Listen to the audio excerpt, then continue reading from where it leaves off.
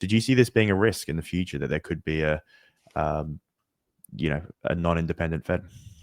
I mean, it's a near-term risk. This isn't some distant future thing.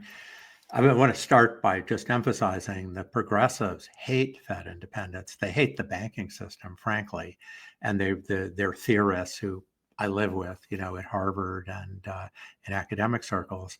They have all sorts of ideas about bringing the Fed back into the Treasury, and these are people who are advisors to Bernie Sanders, Elizabeth Warren, Ocasio-Cortez, probably Kamala Harris. They have a lot of sway. They have arguments, that they want to bring the Fed back clearly under the thumb of the Treasury. Trump is moving to do this in real time, using creative legal arguments that I think are very dangerous and destructive.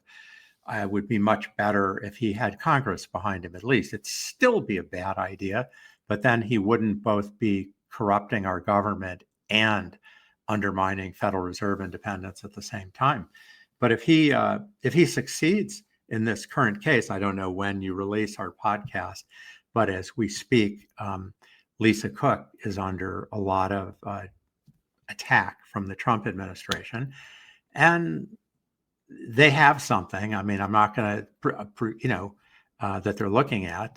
She's innocent till proven guilty, and everybody deserves a fair hearing. And it may be nothing, but if there's a worst case scenario, and again, Trump often makes up stories and then he's wrong. And I think I was there when during a White House press dinner, the annual press dinner, when Trump was in attendance and Obama was speaking and mocking Trump for saying that he wasn't born in the United States, and he put up a giant picture of his birth certificate to settle that issue, that he really was born and therefore eligible to be president.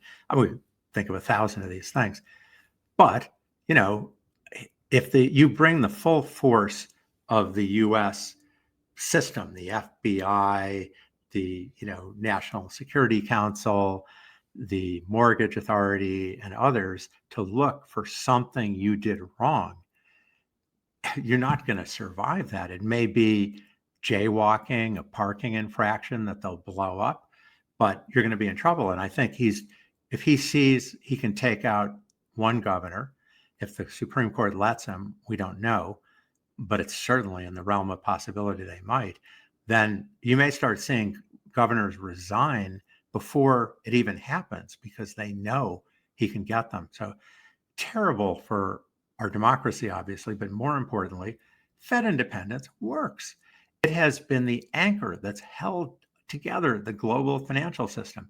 It's what's replaced gold, is the Fed's word that it would try not to inflate. Okay, they screw up sometimes. Sometimes they set the interest rate too high for too long. Maybe they're doing it now. I don't think so, but maybe. They certainly set it too low after the pandemic and allowed a big burst of inflation.